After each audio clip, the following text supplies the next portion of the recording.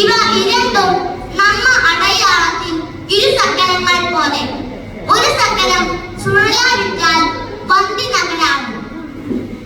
അതേപോലെ തായും അൻപും നിലത്തിൽ പാസവും ഇല്ലാന്ന നാം வாழ்க்கைയിൽ മുഴുവൻ ആടാകും. വളർപ്പതായും പൂർവിക നിലവും ഇരുവത്രയും ഇണയ്ക്കും ഒരു പുതുமான தாண்டி உள்ளது.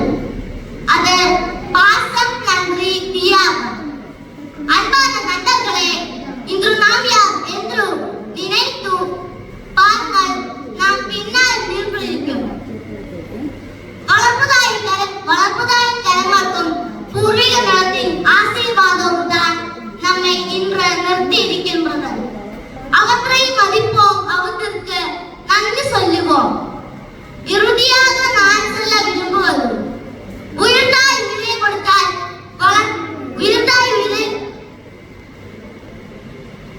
உயிர்த்தாய் பிறப்பை கொடுக்கிறாள்.